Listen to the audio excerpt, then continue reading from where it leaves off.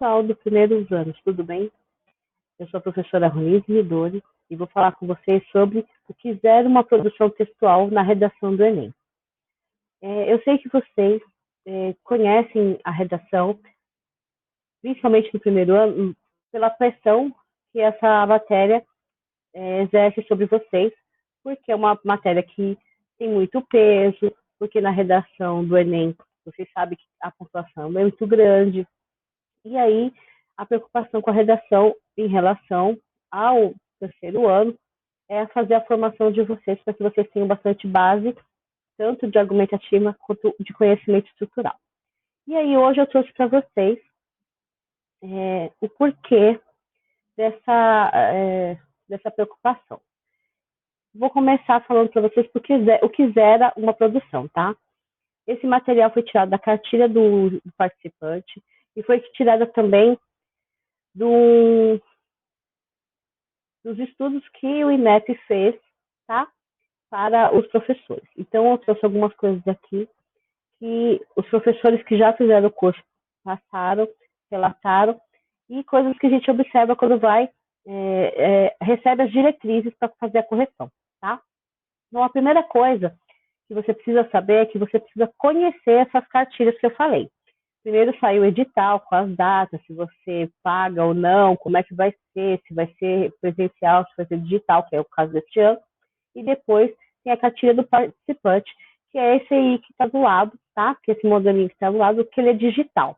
Você baixa, você vê como é que é, ele tem todas as orientações para falar sobre a estrutura, o que ele espera que o estudante faça. Então, aqui também tem uma orientação para vocês, mas precisa conhecer esse material antes, você não vai ter esse acesso na hora da prova, você vai ter que fazer esse registro antes de informação, fazer esse conhecimento.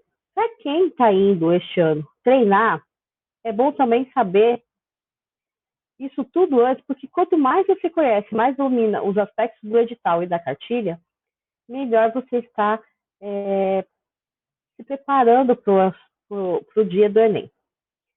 Então a primeira coisa que a gente faz é ler o edital e conhecer a cartilha do participante.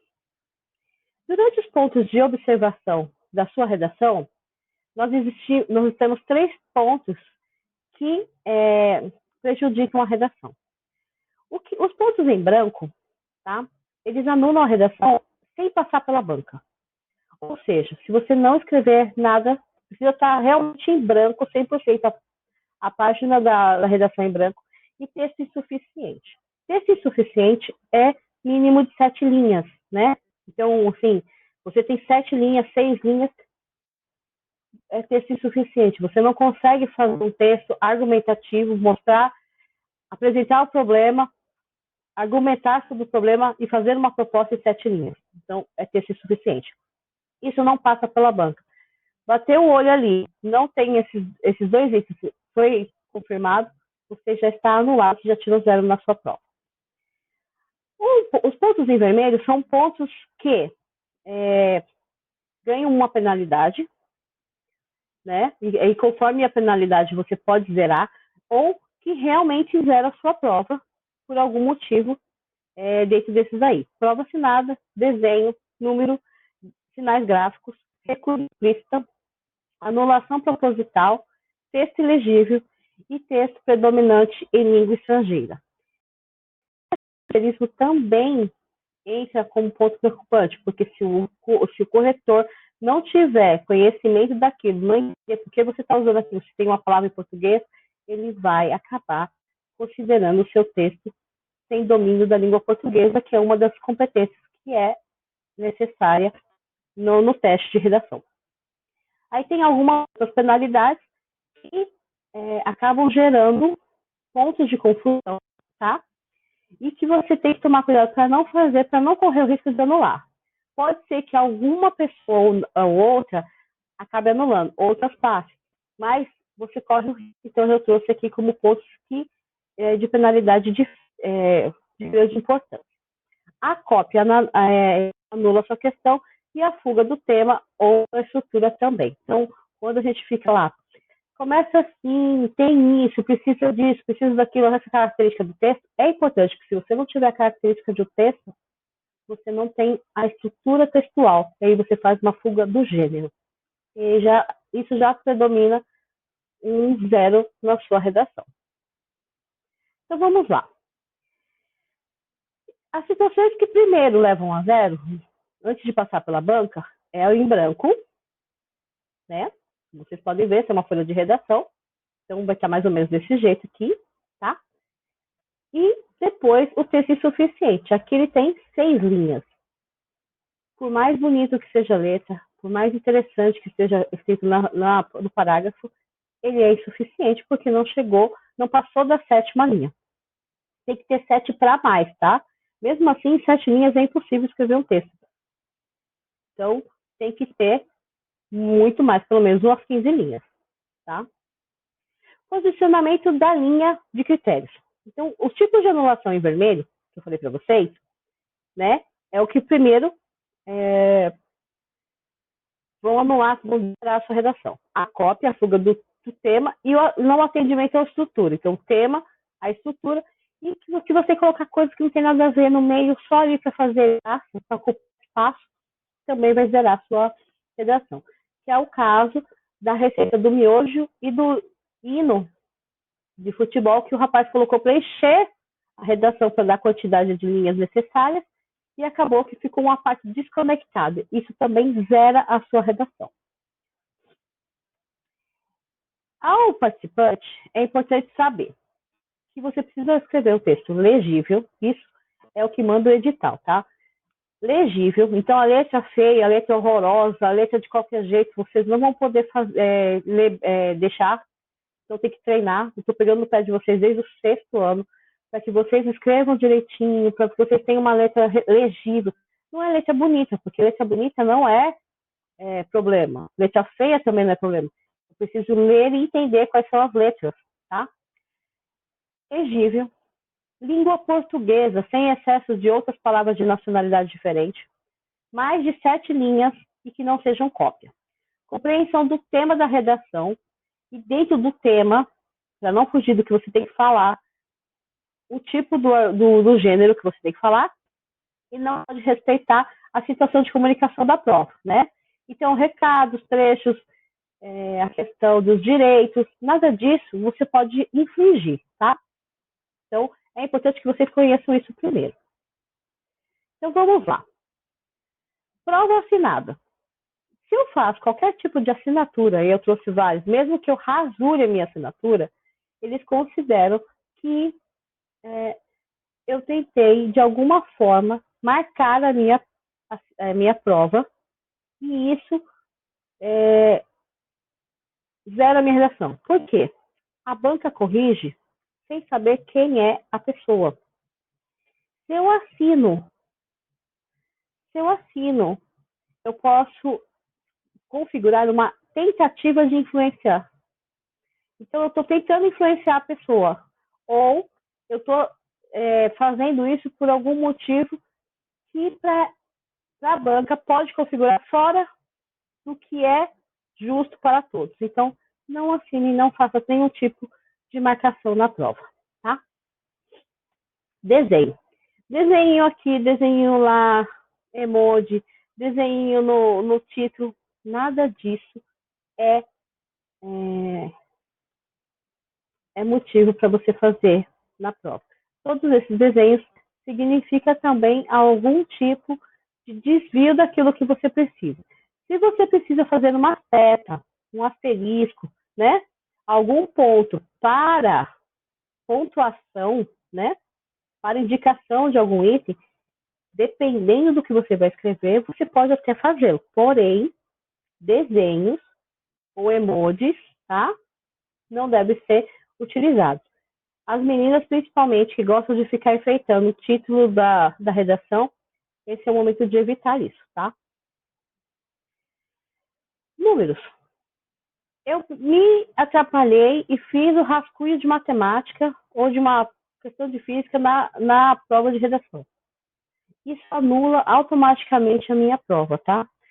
Eu escrevi e por algum motivo aqui coloquei número ou do meu registro ou do número de palavras que eu consegui escrever, não sei o porquê. veio aqui um número desconectado da informação. Não tem nada a ver com os dados do IBGE, com 3.800 pessoas, 15%, números aleatórios. Isso não tem nada a ver com a redação. Esses números que não têm relação com a redação, eles são motivos de anulação. Não são considerados itens de anulação. Em relação aos números, as datas, tá? Dessa forma aqui, as porcentagens, os números de dados, né? Isso não é considerado. Mas aquelas contas, qualquer numeração que não tenha nenhuma justificativa, é sim motivo de anulação da sua prova. Sinais gráficos. Eu quero fazer uma seta, eu quero fazer um asterisco para destacar isso aqui, um arroba não sei porquê. Se não tem necessidade disso na escrita, não é um sinal gráfico que faz realmente necessário, se faz necessário naquele texto, você não usa. Colocar asterisco para lembrar, ou para colocar lá, você escreveu a palavra, e que provavelmente lá no finalzinho você gostaria de citar o autor e colocar uma referência maior. Você faz o asterisco aqui e coloca lá embaixo, no rodapé da página, é uma coisa. Colocar só para lembrar a frase, não. Pontos de interrogação no final, tem necessidade? Não tem. Esse arroba, tem necessidade? A seta, seria para fazer a enumeração de alguma coisa em colunas, em tópicos? Se fosse, talvez entraria nisso. Mas eu tenho que lembrar que uma estrutura descritiva e argumentativa, eu tenho que aproveitar ao máximo a quantidade de linhas, porque eu não tenho tanto espaço. E às vezes eu tenho muita coisa para dizer. Se eu transformar em coluna, né, mesmo que bem estruturado, bem certinho, eu vou perder muito espaço. E às vezes eu não vou conseguir terminar fazendo uma proposta decente. Então, às vezes não é legal fazer por estrutura de tópico, tá? É melhor colocar de forma direta o que você quer enumerar, que fica muito mais prático, tá?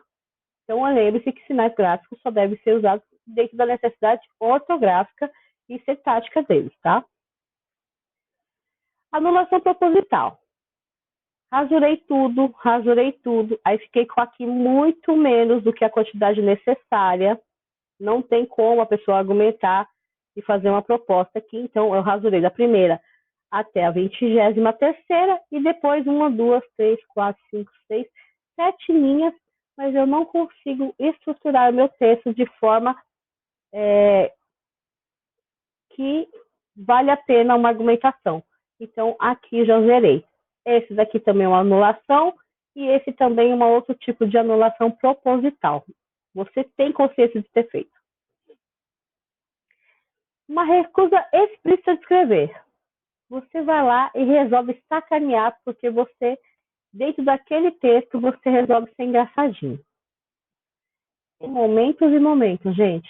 O momento de ser criativo é nas escritas criativas. Escritas argumentativas é o momento de mostrar o seu conhecimento, o seu envolvimento social. Não é momento de ser engraçadinho. Então, o que acontece? É inteligente? Estou falando, provavelmente a redação dele era sobre manipulação do comportamento digital. Então, eu venho com algo que tem a ver, mas eu acabo não tendo uma proposta, eu não tenho a estrutura, eu não tenho nada que me peça. Eu encaixo em várias categorias, mas principalmente uma recusa explícita. Ficou claro que o cara não quis escrever. Diferentemente de uma recusa que está justificada, que vai encaixar na fuga do tema, fuga do gênero, mas não é uma recusa. Por exemplo, esse aqui ele diz que ele não vai fazer a redação porque ele já está cansado e porque ele também está fazendo a redação como treineiro ou como graduado, então ele não precisa, então ele até deseja boa sorte para quem passar, né? Para quem precisa passar, mas que ele não vai fazer. Então não é uma recusa que se encaixa na anulação de recusa, porque não é algo que ele não escreveu, ele tem um texto coerente com ele, mas fora do tema e fora do gênero. Então, ele encaixa em outro tipo de anulação. Ok? Texto predominante em língua estrangeira. Aqui nós temos um todo em espanhol e aqui nós temos um outro misturando português e espanhol, fazendo um portunhol. Assim como o inglês, que faz uma confusão de palavras, ou outros tipos de palavras que você usa em certos locais, mas não em todos. Quando você vai usar o inglês, precisa ser o mínimo possível e dar prioridade para as palavras que já tem em língua portuguesa. Se você vai colocar alguma coisa que tem um nome em inglês, mas que você saiba em português, prefiro o português. Vai ter coisas que vocês vão acabar usando o inglês, porque já está globalizado. Beleza? Mas não exagere. Se a outra pessoa, a banca, não entender, você cai no texto com exageros de língua estrangeira e aí alguma das competências sai prejudicada, que é a competência de domínio da língua. E isso nós não queremos. Tá? Ilegibilidade. Letra horrorosamente feia, ilegível. Ilegível, porque ela ser feia, mas eu conseguir ler é uma coisa. Eu não consegui ler é outra. Então, essas letras aqui é impossível de ler. E essas letras não são muito diferentes daquelas que eu vejo na redação de vocês. Mesmo que eu não seja professora do A e do B, eu conheço os alunos e tem algumas letras que estão nesse nível. Então, desde o sexto que eu estou falando, caligrafia, caligrafia, caligrafia. Ok, não consigo fazer caligrafia, professora, minha letra cursiva fica pior ainda. Vamos mudar para a bastão. Vai mudar para bastão, a letra impressa, que é a letra de computador, né? Eu preciso que ela seja igual à minha elegibilidade. I maiúsculo, o resto tudo em minúsculo. Então, eu vou procurar como é que escreve fazer essa padronização da minha letra. Lembrando, letra maiúscula, letra minúscula, faz grande diferença sim na escrita. Outros itens que não zeram, mas que provocam uma anulação. Ou por caracterizar marcação, ou por caracterizar desenhos, tá? Então, o que acontece? Ela não é 100% um desenho, mas ela pode dizer, eu posso entender, a banca pode entender que eu estou infringindo uma outra categoria. Então, aqui tem alguns tipos. Eu vou anular uma linha. Cara, para que você vai anular essa linha? Deixa em branco se você quer pular. Né? Então, não façam isso, porque pode encarar como marcação, desenho desnecessário na prova, tá? O segundo é esses desenhos do título. É lindo no caderno, mas na redação configura desenho, configura marcação, configura alguns dos itens que eu já falei sobre marcação na prova, marcação desnecessária na prova. Então, a gente não faz. O terceiro é a anulação de palavra ou de linha, abandono, né? Então, aqui eu fiz aqui para começar aqui. Era melhor ter começado aqui mesmo, na mesma linha, porque eu errei, é uma questão, eu errei. Vamos continuar o que eu tinha que fazer, tá? Eu errei ali e eu não tenho como começar pequeno parágrafo, coloca um título. Sejam inteligentes e criativos. Vocês sabem muito bem fazer isso. Aqui no 4, eu trouxe duas situações. Uma é esse estilizado. Então, às vezes, eu tenho um jeitinho mais bonito de fazer e eu quero aproveitar na redação. Isso aqui não é possível. Isso aqui é uma marcação, é como se fosse um desenho.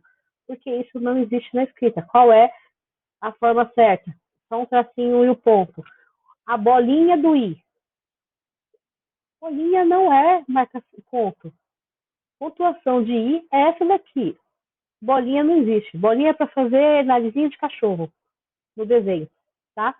Então, é isso que vocês não podem fazer, porque acaba virando um texto com marcações de desenho. E aí anula a minha questão. E aqui na quinta eu tenho marcas, né? E rasura, uma assinatura meio que camuflada na última linha, tá?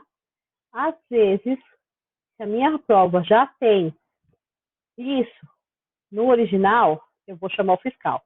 Se eu fiz, vai configurar como marcação e aí encaixa naqueles que anulam. Beleza?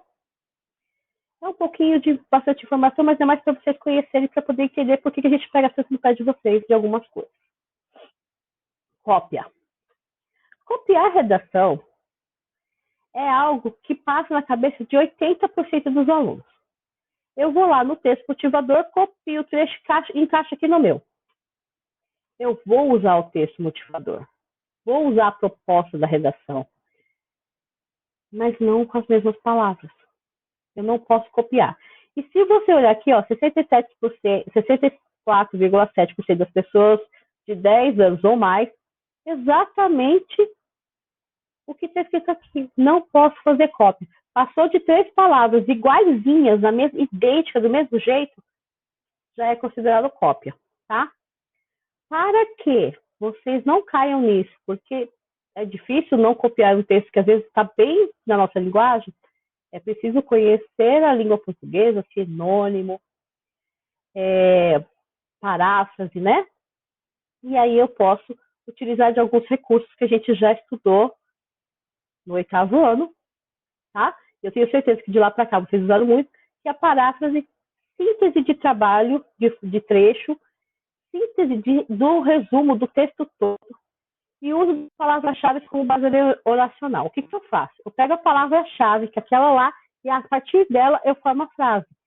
Se eu pegar a frase mais importante, a palavra mais importante e fazer a frase, é impossível que fique igual a do texto, porque eu estou começando de forma diferente, eu estou começando daquela base, daquela palavra que é importante, tá? Para eu escrever, tá? Então, assim, vocês vão aproveitar para usar essa palavra base-chave também, além da questão de procura, mas também para identificar o que é mais importante na sua oração. O que é mais importante naquele momento que você tem que falar para você não perder o foco. Tá? A fuga. Aqui eu tenho itens bastante importantes, porque eu não posso fugir ao tema. Então, eu tenho que avaliar a proposta, né? Quais os conceitos das áreas que eu tenho. Então, se eu tenho uma proposta que vai para biologia, que vai para ciência, no geral, eu tenho que buscar conhecimentos dessa área. Eu tenho que fazer uma seleção e organização e interpretação também dos fatos, opiniões e argumentos que eu tenho em defesa deste ponto, desse meu ponto de vista, e a proposta. Eu tenho que fazer tudo isso. Então, ao avaliar o tema, eu tenho que pensar nisso. Para isso, a gente faz banco de ideias ou mapa mental. Este mapa mental é importante você organizar o que você tem. E dentro do que você tem de conhecimento, riscar aquilo que não é importante e selecionar e falar assim, agora, eu acho que eu vou falar mais sobre essa parte da genética do que essa parte da evolução humana. Todos estão relacionados, mas essa parte aqui eu tenho mais argumentos. Então é isso que eu vou usar. Isso é um banco de ideias ou um mapa mental. Não quer dizer que eu vou usar tudo. Muito pelo contrário. Mas eu já estou me organizando para selecionar o que eu vou falar e em qual a sequência que eu vou falar. Lembrando que tema é uma coisa e o assunto é outro. O assunto é macro, é grande. O tema é específico, uma parte que é limitada. Então, a redação ela vem limitando o assunto que você vai falar. Então, quando teve o tema sobre a violência contra as mulheres, era a persistência. Então, o tema era essa persistência, essa palavra que era importante, era a palavra-chave, a persistência da violência. O assunto era a violência, então eu vou falando do assunto, mas eu foco na persistência, foco sempre na persistência, que é o tema. Tá ok? Então, eu trouxe para vocês aqui uma proposta da redação, tá? Então, aqui tem uma proposta, a proposta da redação é exatamente assim, às vezes muda um pouquinho o jeito, o estilo da página, tá? Então, o tema aqui é o trabalho na construção da dignidade humana. Então, eu tenho aqui duas coisas importantes, trabalho e dignidade humana. Entrava a questão do escravo, aqui o trabalho escravo entra aqui, o futuro do trabalho entra aqui, tem a questão de uma questão matemática, de física, né? que eles transformaram também para fazer uma coisa criativa. E aí tem as instruções. Eu fiz um mapa mental, não com o que eu tenho, mas das coisas que eu sei a respeito. Então, eu tenho um aspecto histórico sobre trabalho e dignidade humana, o aspecto econômico, o psicológico, o biológico, o geográfico, o antropológico e o social. Coloquei no meu mapa mental, escrevi, na hora de organizar a minha redação, eu vou pegar e vou propor uma proposta de estrutura. Se a minha proposta tem mais a ver com o aspecto social, eu vou pegar e priorizar as questões do aspecto social. Dentro do aspecto social, eu vou para outros tipos de argumentação também em outras linhas, porque eu preciso falar que aquilo não é só um lado que é bom, o resto também, a minha argumentação é boa em todos os ângulos. Então, eu escolho mais duas bases diferentes para que eu tenha uma diversidade de provas que eu tenho razão, tá? E aí faço minha proposta. Quando eu fujo a estrutura, ao tipo do texto, ao gênero do texto, eu acabo perdendo o que eu tenho que fazer. Então, no Enem, é um dissertativo argumentativo, e aquele que as ideias são organizadas no sentido de persuadir o leitor. Então, eu vou falar sobre e argumentar. E aí, eu tenho que pôr exemplos, alguns depoimentos, dados, essas coisas, todos são argumentos que eu tenho base de argumentação. E aí, apresentar uma proposta. Essa é a estrutura. Se eu venho contando só a história da pessoa, eu estou no texto narrativo, não tem nada de argumentativo. Então, esse é um problema que acontece. Tá? Partes conectadas foi o que eu falei para vocês sobre o hino, sobre o miojo, e aí, ofensas, brincadeiras, reflexão sobre a minha participação, toda oração, fazer uma oração no meio da redação, mensagens políticas, fora Bolsonaro, viva Lula, Lula na cadeia, Bolsonaro no impeachment, não importa se eu sou de direita ou de esquerda, eu não posso colocar na redação, tá? Então, trechos sobre outros assuntos que não tem nada a ver e mensagem, principalmente mensagem para a banca não se deve usar, tá? Então, eu vou mandar um arquivo para vocês, aqui tem a referência de onde eu tirei, tá? Eu usei a cartilha do 2018 e 2019, vou deixar o material 2020, 2019 para 2020 para vocês, no banco, um link. Eu quero que vocês façam um mapa mental, um banco de ideias, aqueles que vocês quiserem, sobre a proposta que eu coloquei lá. Não é para fazer a escrita do texto, é para fazer a pesquisa, para montar o seu mapa mental. E aí eu vou perceber, vocês vão perceber que vocês estão estudando aquele tema se um dia cair para vocês. Por enquanto, não é para escrever o texto, mas eu quero um mapa mental bem feitinho, tá? Para quem não sabe escrever mapa mental, é o momento. Mapa mental é a minha organização de pensamentos em relação ao assunto, o que eu realmente tenho de necessidade, de conhecimento, o que eu preciso aprofundar e vou montar esse mapa mental. Mapa mental para a redação é excelente, principalmente se você coloca um tema social e você traz várias possibilidades, porque ele acaba sendo um material para você estudar mais para frente. Então, aparece guerra. O que eu tenho sobre a guerra? O que eu tenho sobre guerra nuclear? Vou procurar no meu mapa mental sobre o assunto. E aí eu tenho como rever alguns conceitos, como rever alguns posicionamentos também, o que faz com que eu tenha conteúdo de escrita, tá? Espero que vocês tenham gostado de hoje. Sei que é uma aula longa, tá? Mas é sempre bom conhecer. Um beijo para todos e até breve.